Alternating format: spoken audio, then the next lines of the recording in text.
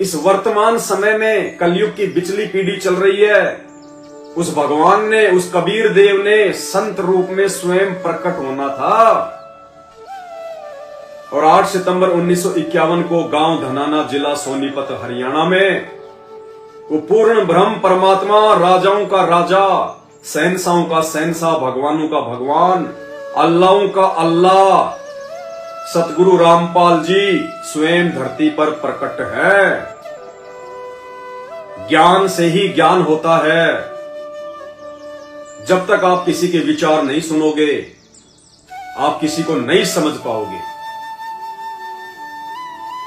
ये उस परमेश्वर के द्वारा इंसान को बख्शीश सद्बुद्धि का नतीजा है कि आज इंसान इन चीजों को बना पाया।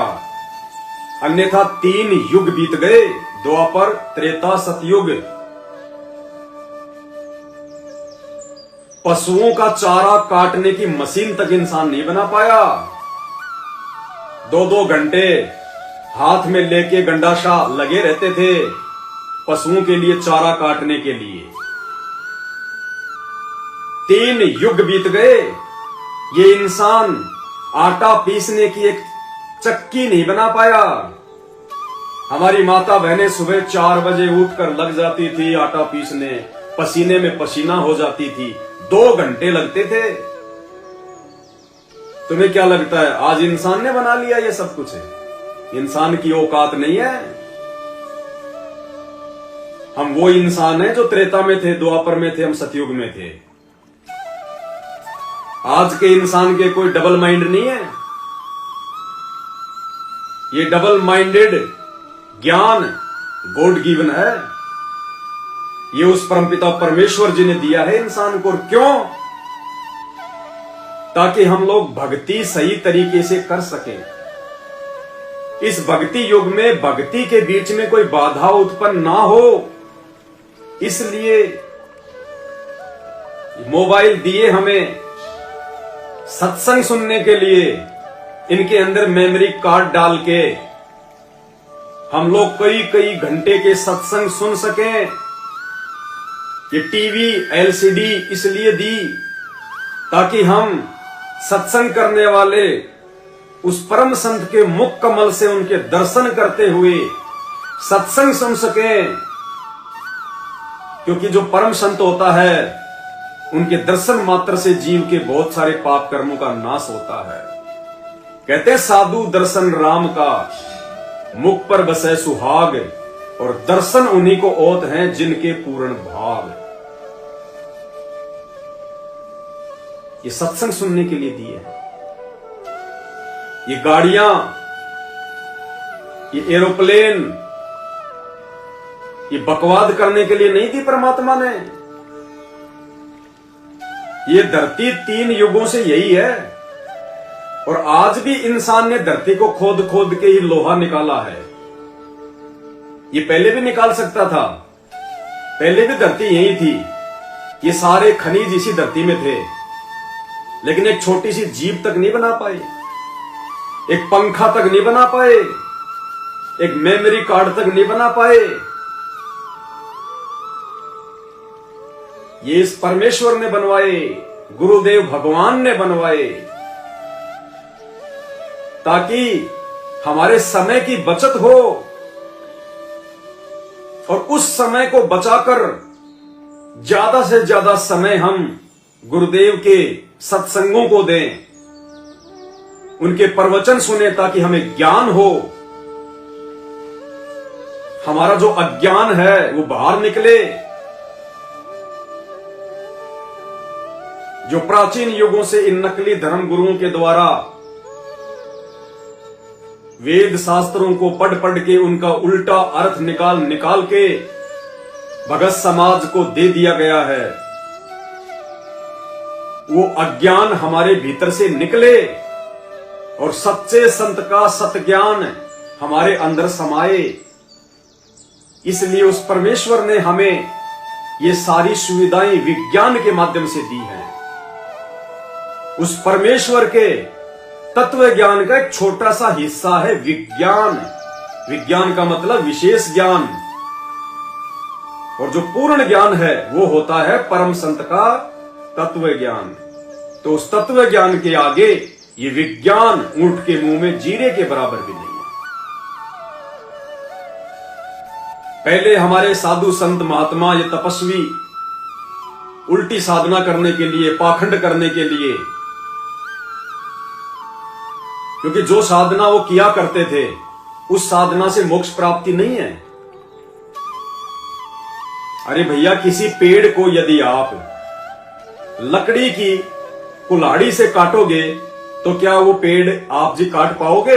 कभी नहीं काट पाओगे।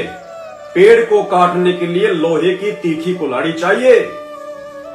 तो हमारे जितने भी आज से पहले संत महात्मा ऋषि मुनि जिनके आज हम नाम सुनते हैं, वो बेचारे उस तत्वदर्शी संत के अभाव में, सच्चा रास्ता दिखाने वाले सच्चे गुरु की शरण के अभाव में साधना तो बहुत भयंकर कर रहे थे।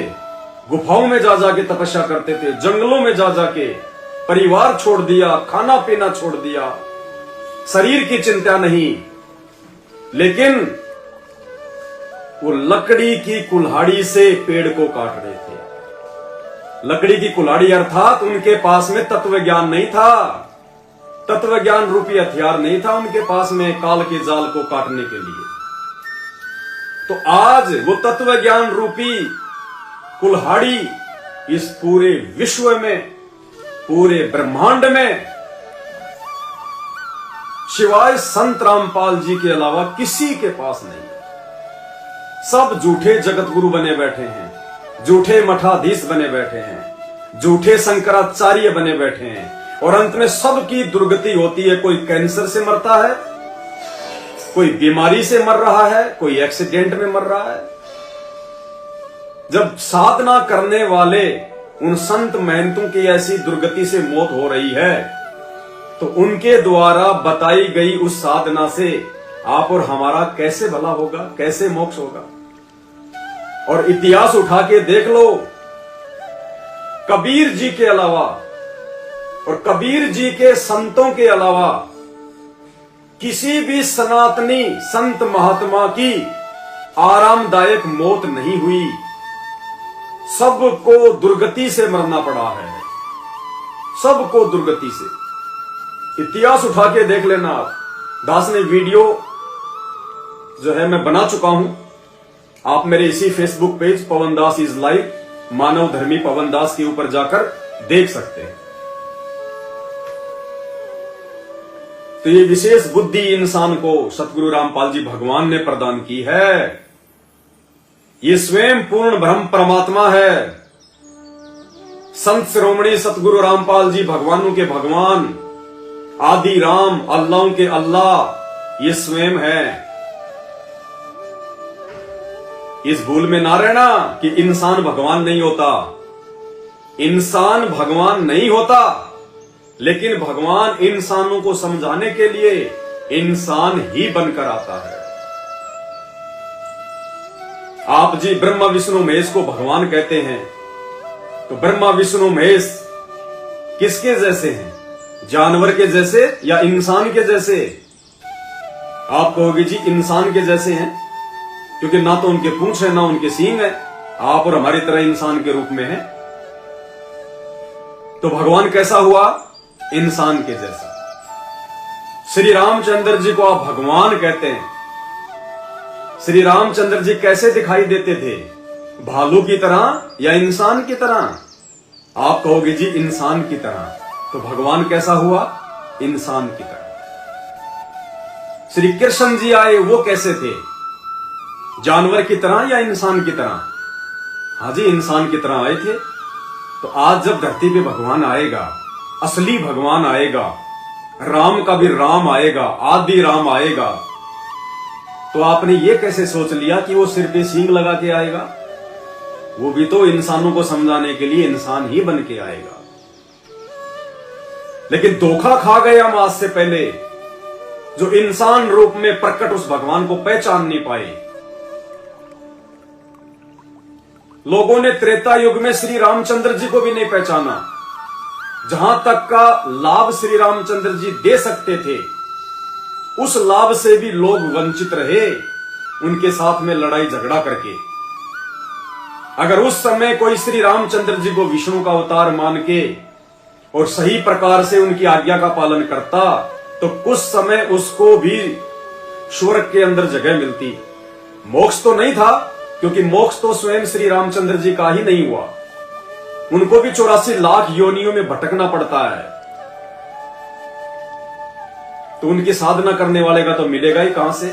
और घट रामायण में पेज नंबर 231 पे तो स्पष्ट लिखा है कि जो व्यक्ति मन लगाकर राम राम राम राम जाप करते हैं उनका तो जन्म निरर्थक होता है, व्यर्थ होता है, 84 लाख योनियों में जाते हैं। तो कहने का मतलब है आज हम धोखा नहीं खाएंगे, क्योंकि आज हमें उस भगवान ने इंसान रूप में धरती पर प्रकट होकर तत्वदर्शी संत की भूमिका करते हुए हमें ये सच्चा ज्ञान दे दिया, अपनी पहचान करवा दी। पिछले युगों में हमसे जो गलतियां हुई हैं उन गलतियों की हमें सजा मिल चुकी है और हमें जानकारी मिल गई है। इसलिए आज हम उस पूर्ण ब्रह्म परमेश्वर सतगुरु रामपाल जी को पहचानने में और पहचान कर उनके बताए अनुसार सत्य साधना करने में जरा भी चूक नहीं करेंगे। काल पहले भी था, काल आज भी है। काल ने पहले भी लोगों को मूर्ख बनाया और काल आज भी मूर्ख बनाएगा, जबकि आज तो ज्यादा मूर्ख बनाएगा, क्योंकि आज तो उस काल के जाल से आत्माओं को निकालने के लिए स्वयं उस काल का बाप पूर्ण ब्रह्म कबीर देव, जिनका वैदिक नाम है, और वर्तमान में वो कबीर देव कबीर साहब 8 सितंबर 1951 से संत रूप में धरती पर प्रकट हैं, संत रामपाल जी के नाम से। तो आज भी वो काल आत्माओं को भ्रमित करेगा, उनकी मर्यादा तुड़वाएगा, उन्हें गुरु वचन से दूर हटाएगा। और वर्तमान में वो काल, ये सारा का सारा षड्यंत्र परमेश्वर रामपाल जी भगवान के कलयुगी परिवार के माध्यम से करवा रहा है। उनके जेल जाने के बाद उनके परिवार के माध्यम से मनमाना आचरण करवा रहा है, पाखंड करवा रहा है, धर्म में राजनीति का समावेश करवा रहा है, आश्रमों को धार्मिक धंधा बनवा रहा है। भाई हम पहले वाली गलती नहीं करेंगे, क्योंकि हमें परमेश्वर ने 27 वर्ष तक ये ज्ञान इसीलिए दिया है कि हम पहले वाली गलतियों से शिक्षा लें और वर्तमान में कोई गलती ना कर बैठे, क्योंकि काल हमेशा उस परम संत के आसपास ही अपने दूतों को प्रकट करता है, उनको भेजता है भक्ति में गंदगी फैलाने के लिए। 650 साल पहले जब यही कबीर परमात्मा, जो आज संत रामपाल जी के रूप में आए हुए हैं, जब ये अपने वैदिक नाम से आए थे, कबीर दास नाम से, कबीर देव नाम से, उस समय उस काल ने ब्रह्मा विष्णु महेश के पिताजी ने, जिसको प्रतिदिन 1 लाख सूक्ष्म मानव शरीर खाने का श्राप लगा हुआ है, जिस कारण से उसने अपने तीनों पुत्रों ब्रह्मा विष्णु महेश की ड्यूटी लगा रखी है। ब्रह्मा विष्णु महेश हैं 3 लोक प्रधान, दुर्गा इनकी माता है और पिता काल भगवान। 1 लाख को काल रोज खावे सीना ताण, ब्रह्मा बनावे विष्णु पाले और शिव कर दे कल्याण। उसने ड्यूटी लगा रखी है। इस पूरी कहानी को समझने के लिए YouTube पर जाकर सर्च करें, सृष्टि रचना संत रामपाल जी महाराज, आपकी आंखों के मोतियाबिंद हट जाएंगे। तो 650 साल पहले उस कबीर परमात्मा के भक्ति मार्ग को गंदा करने के लिए उस काल ने कमाल नाम का अपना एक मृत्यु अंधा नाम का दूत धरती पर भेज दिया। अब कबीर भगवान तो अंतर्यामी थे, वो रामचंद्र जी की तरह पागल नहीं थे। पागल का मतलब जो बिना सोचे समझे कोई भी निर्णय ले ले, जैसे सीता जी को जंगल में निकालने का निर्णय।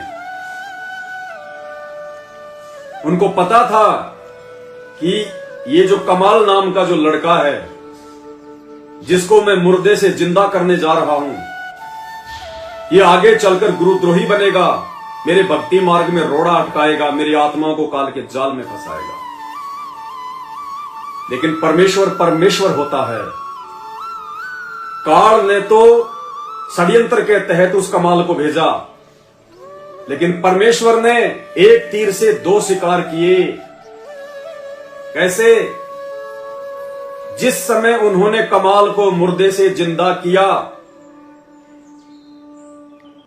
उसको मुर्दे से जिंदा करके शेख तकी के सामने, दिल्ली के बादशाह सिकंदर लोदी के सामने, लाखों लोगों की भीड़ के सामने उस कमाल नाम के मुर्दे को जिंदा करके लाखों लोगों को अपना शिष्य बना लिया, उस चमत्कार को दिखाकर। एक काम तो यह सिद्ध हो गया, और दूसरा, गुरुद्रोही की पहचान क्या होती है, गुरुद्रोही के लक्षण क्या होते हैं, वो हमें परमात्मा ने समझा दिया। तीसरा, वर्तमान कलयुग की बिचली पीढ़ी में हम धोखा ना खा जाएं, उसके लिए परमात्मा ने उस कमाल नाम के लड़के को जीवित करके एक उदाहरण पेश कर दिया कि ये काल हमेशा अपने दूतों को, जब जब वो कबीर परमात्मा संत रूप में धरती पे प्रकट होता है, उनके परिवार के रूप में, रिश्तेदारों के रूप में, उनके आसपास ही भेजता है। तो आज उस काल के षड्यंत्रकारी एजेंट, उस काल निरंजन ने संत रामपाल जी के बेटा बेटी के रूप में, उनके रिश्तेदारों के रूप में, और जिन लोगों को हम कोऑर्डिनेटरों की संज्ञा देते हैं, बहुत बड़े भक्तों की संज्ञा देते हैं, उनके रूप में खड़ा कर दिया। और संत रामपाल जी के 2014 में जेल जाने के बाद धरती पर ऐसा कोई कुकर्म नहीं जो उनके परिवार के माध्यम से उन आश्रमों में ना हुआ हो। संत रामपाल जी ने 27 साल के भक्ति इतिहास में भगत का और राजनीति का 36 का आंकड़ा बताया कि अगर आपने भक्ति करनी है तो राजनेताओं से पीछे हटना पड़ेगा, राजनीति से पीछे हटना पड़ेगा। और इन्होंने उन आश्रमों में राजनेताओं को बुला बुलाकर गंदगी फैला दी। कभी बीजेपी तो कभी कांग्रेस तो कभी जेजेपी तो कभी आम आदमी पार्टी संत रामपाल जी का झूठा आदेश बताकर भगत समाज से वोट डलवाए जा रहे हैं। तरह तरह के यज्ञों के नाम पर 3-3 दिन का पाठ रखकर भगत समाज को दान धर्म ज्योति पाठ के नाम पे लूटा जा रहा है। बेचारों को बलि का बकरा बना दिया। ये सत्संग नहीं करते उन आश्रमों में, उन आश्रमों में सत्संग होते ही नहीं। इतिहास उठा के देख लो, यदि संगत को कभी इन्होंने सत्संग के नाम पर आश्रम में बुलाया हो तो इन लोगों ने केवल पाठ के नाम पर, जब भी इन्होंने प्रोग्राम किया पाठ के नाम पर, क्योंकि इनको पता है कि पाठ के नाम पे 21-21 हजार रुपए आएंगे, अरबों खरबों में पैसा आएगा। सत्संग तो ये खुद ही नहीं सुनते, सत्संगों पे ये खुद ही नहीं चलते, दूसरों को क्या ज्ञान देंगे, क्या सत्संग सुनाएंगे। उन आश्रमों में भीड़ के अलावा, शोर शराबे के अलावा, चाटुकारिता के अलावा, राजनेताओं के अलावा कुछ नहीं। रक्तदान, देह दान, आंखों की जांच, दांतों की जांच, आश्रमों को हॉस्पिटल में तब्दील कर दिया। इसको कहते हैं पाखंड। तो ये पाखंड मात्र जगत में नहीं है कि जो लोग होली दीपावली मना रहे हैं वो ही पाखंड कर रहे हैं, नहीं। संत रामपाल जी के सत भक्ति पंथ में भी जगत वालों से ज्यादा पाखंड घुसा हुआ है। काल एजेंटों के द्वारा, उनके परिवार के द्वारा। तो भाई और बहनों, ये मानव शरीर और ये तत्व ज्ञान उस कबीर परमेश्वर सतगुरु रामपाल जी भगवान ने हमें अपने बचाव के लिए दिए हैं, सावधानी के लिए दिए हैं। कोई कुछ भी कहे कहता रहे, हमारे लिए जब तक हमारे गुरुदेव हिसार जेल से बाहर नहीं आ जाते हैं, तब तक हमारा घर ही आश्रम रहेगा और हमारे गुरु ही भगवान रहेंगे। हमारा भगवान 13वें पंथ का भगवान है, असली कबीर संत रामपाल जी, और उन लोगों का भगवान 12वें पंथ का भगवान है, दाढ़ी मूंछ वाली कबीर जी की काल्पनिक फोटो। रात दिन का अंतर है। हमारी फाउंडेशन, हमारी नींव ज्ञान आधार पर टिकी है। उन लोगों की फाउंडेशन, उनकी नींव झूठे और फर्जी पीले पर्चों पर, झूठे आदेशों पर टिकी है, ऑडियो वीडियो पर टिकी है। ये धोखा हम वर्तमान में नहीं खाने वाले। तो कहने का मतलब है, ये विशेष बुद्धि इस कलयुग की इस बिचली पीढ़ी में उस कबीर परमेश्वर ने हम आत्माओं को इस मानव शरीर में पूर्ण मोक्ष प्राप्त करवाने के लिए प्रदान की है। क्योंकि भक्ति केवल मानव योनि में ही होती है, दूसरी योनि में नहीं होती। कोई भी पशु पक्षी जानवर नहीं जानता कि राम कौन है, श्री कृष्ण कौन है, संत रामपाल जी कौन है, कबीर जी कौन है, सही क्या है और गलत क्या है, कौन सा मंत्र जपना चाहिए, कुछ नहीं पता उनको। भक्ति की विधि क्या है, कुछ नहीं पता। आप उनको समझाओगे तो भी नहीं समझ पाएंगे। आप अपने पालतू मवेशी को, जानवर को अपने पास में बैठाकर उनके कान में कहोगे कि बेटा बोल राम राम राम राम, श्याम श्याम श्याम श्याम, वो नहीं जानता क्या राम राम क्या श्याम श्याम, क्योंकि वो पशु योनि है, वो भोग योनि है। और एकमात्र ये मानव शरीर ये कर्म योनि है। इस योनि में हम भगवान को पहचान भी सकते हैं, भगवान को जान भी सकते हैं, उनके बताए अनुसार भक्ति भी कर सकते हैं। और उस भक्ति के करने में किसी प्रकार की कोई अड़चन, कोई बाधा ना हो, उसके लिए परमात्मा ने हमें ये विज्ञान के माध्यम से ये उपकरण दिए हैं, आने जाने में सुविधा हो, हमारा समय बचे। एक पहले आदमी 50 किलोमीटर दूर जाता था, वो पैदल जाया करता था, आने जाने में कितनी परेशानी होती थी, कितना उसको समय लगता था। 50 किलोमीटर की यात्रा आदमी कम से कम 10-12 घंटे में पूरी करता था, वो भी हो जाए तो।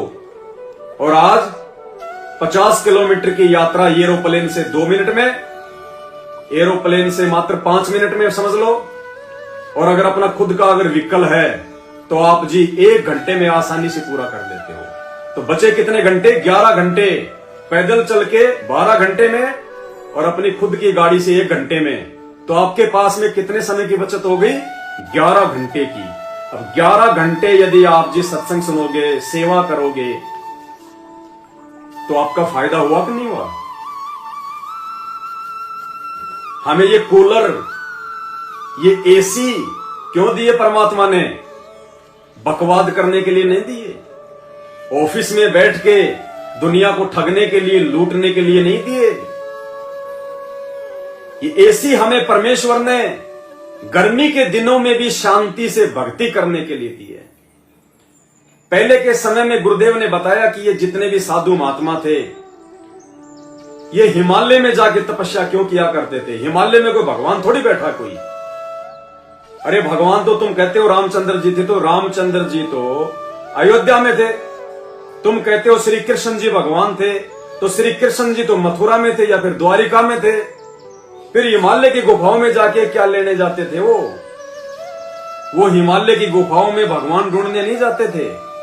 भगवान कोई जानवर नहीं होता जो हिमालय की गुफाओं में किसी ने ठूंस रखा है, या किसी मंदिर में किसी ने बांध रखा है, या जंगल में किसी ने बांध रखा है। हिमालय की गुफाओं में, हिमालय के क्षेत्र में जाके गुफाएं बना बना के, क्योंकि झोपड़ी तो वहां बना नहीं सकते, पेड़ पौधे तो होते नहीं, वहां पे तो बर्फ ही बर्फ है, ठंडा प्रदेश है, तो वहां पे गुफाएं बना ली जाती थी। क्यों? ताकि हमारा जो शरीर है ठंड के कारण ये लंबे समय तक जीवित रहे। हम लोग गर्मी से बचकर शांति से भक्ति कर सके। मात्र वो ठंड प्राप्ति के लिए वो साधु संत महात्मा गुफाओं में जाके, हिमालय क्षेत्र में जाके भक्ति करते थे। और आज उस परमेश्वर ने घर घर को हिमालय बना दिया। 30-40 हजार में हिमालय बना दिया। एसी ले आओ, कूलर ले आओ, हर घर को, हर कमरे को हिमालय बना दिया, ये भक्ति के लिए। वर्तमान में इस विज्ञान का 99.9% प्रयोग बकवाद में हो रहा है, पाखंड में हो रहा है, भौतिक भागदौड़ में हो रहा है, भौतिक वस्तुओं की प्राप्ति में हो रहा है। लेकिन आने वाले समय में, और ज्यादा समय नहीं बचा, 2028 तक का समय है, बहुत थोड़ी जनसंख्या देश दुनिया की रह जाएगी, क्योंकि विनाशकारी समय है।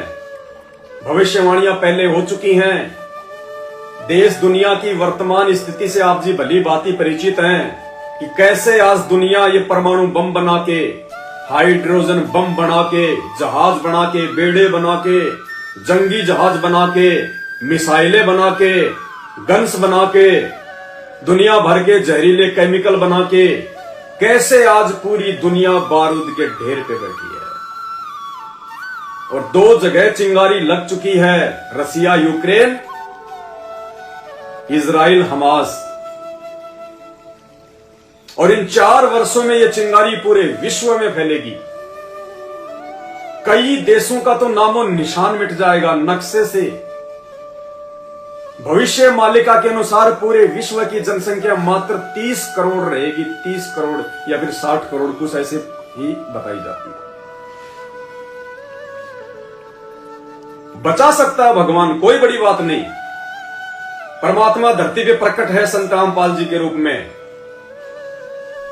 वो साहेब धरती पे प्रकट है, और परमात्मा उसे कहते हैं जो पल में कुछ कर दे, कुछ भी कर दे, होनी को अनहोनी और अनहोनी को होनी, संभव को असंभव, असंभव को संभव, मुमकिन को नामुमकिन और नामुमकिन को मुमकिन। उसे कहते हैं आदिराम, पूर्ण ब्रह्म परमात्मा। और वो अल्लाहों का अल्लाह, परमात्माओं का परमात्मा आज धरती पर संत रामपाल जी के रूप में विद्यमान है। वो कुछ भी कर सकता है यदि दुनिया चाहे तो। और दुनिया कब चाहेगी?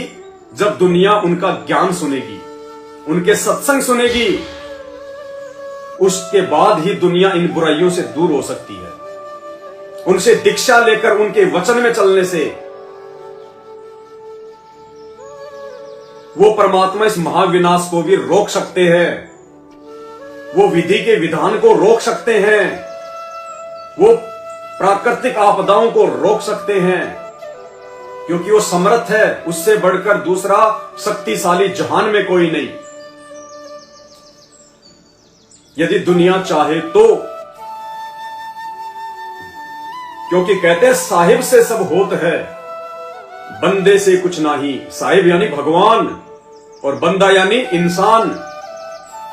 राजा भी इंसान है, मंत्री भी इंसान है, भिखारी भी इंसान है, देवता भी इंसान है। आप और हम तो हैं ही इंसान। क्योंकि साहिब पूरी कायनात में केवल एक ही है। मुसलमान जिसको अल्लाह कह देते हैं, हिंदू जिसे भगवान कहते हैं, ईसाई जिसे मसीह कहते हैं, वो एक ही है। और वो साहिब आज संत रामपाल जी के रूप में धरती पे प्रकट है। तो कहते हैं वो साहिब से सब होत है और बंदे से कुछ नहीं। वो राई से पर्वत कर दे, फिर पर्वत से राई। इतनी समर्थ शक्ति, और उनकी लीला कितनी गजब की। आज कौन कह दे कि वो भगवान, वो परम शक्ति, वो साहब संत रामपाल जी हो सकते हैं? जो देशद्रोह के झूठे मुकदमे में, मर्डर के झूठे मुकदमे में हिसार जेल में बैठे हैं। लोग हंसी उड़ाएंगे, मजाक उड़ाएंगे कि वो जेल में बैठने वाला भगवान कैसे हो गया। अरे तो फिर द्वापर युग में जेल में जन्म लेके पैदा होने वाला श्री कृष्ण भगवान कैसे हो गया? त्रेता युग में 14 साल की जंगल में जेल काटने वाला, जिसको हम लोग वनवास कहते हैं, वो कैसे भगवान हो गया? 12 साल सीता जी रावण की जेल में रही, वो कैसे माता हो गई? 33 करोड़ देवी देवताओं को हराकर, ठोक पींद कर रावण ने अपनी जेल में ठूंस रखा था। शनि देव को तो जब रावण आसन पे बैठता था अपने पैरों के नीचे रखता था, मोदा पड़ के पड़ा रहता था, ओंदा शनि देव, जिससे आज पूरा हिंदुस्तान कांपता है। उस शनि देव को रावण अपने पैरों के नीचे चौकी बना के रखता था। तो भाई वो देवी देवता कैसे भगवान हो गए? रावण की जेल काटने वाले। इतिहास गवाह है। भगवान जब लीला करता है तो ऐसी करता है। और राम और श्री कृष्ण जी का तो इतिहास बन चुका है। वो कहां तक के भगवान थे, कितनी उनके पास ताकत थी, कितनी उनके पास समर्थता थी, और कितनी उनके अंदर बुद्धि थी, कॉमन सेंस थी, उनके तो इतिहास बन चुके हैं। संत रामपाल जी का तो खेल अभी जारी है, इतिहास बनना बाकी है। और ये संत रामपाल जी वो इतिहास बना के जाएंगे जो इतिहास आज से पहले 4 युगों में ना किसी देव ने बनाया, ना किसी महादेव ने बनाया, और ना ही संत रामपाल जी ने आज से पहले कबीर रूप में आके बनाया, ना मुनिंदर ऋषि के रूप में आके बनाया, ना करुणामय ऋषि के रूप में आके बनाया, और ना ही सतयुग में सतसुकृत ऋषि के रूप में आके बनाया। वो गजब की लीला, वो गजब का खेल 2028 तक संत रामपाल जी पूरे विश्व को दिखाएंगे। पूरा विश्व संत रामपाल जी की सत भक्ति को अपनाने के लिए मजबूर हो जाएगा। नथिंग एनी ऑप्शन, किसी भी व्यक्ति के पास दूसरा कोई ऑप्शन होगा ही नहीं अपनी जीवन रक्षा का। ना धन काम आएगा, ना वो पद काम आएगा, ना रिश्तेदार काम आएंगे, ना ये 33 करोड़ देवी देवता काम आएंगे, ना राजनीति काम आएगी, ना आपके वो नकली साधु संत महात्मा काम आएंगे।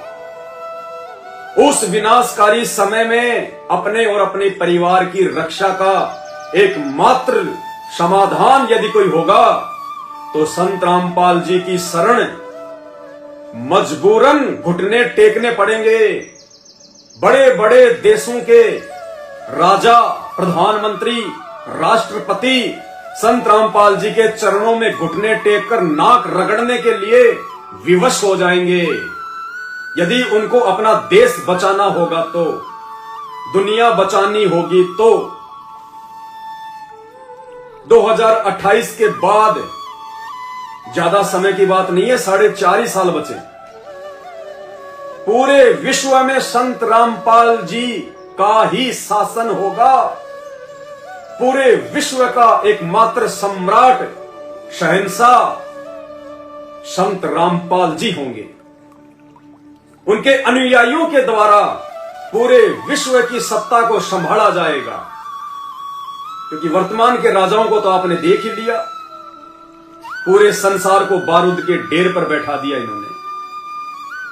इंसान इंसान को काट रहा है, इंसान इंसान का दुश्मन है। बात करते वसुधैव कुटुंबकम की, और पूरी दुनिया को बारूद के ढेर पर बैठा रखा है।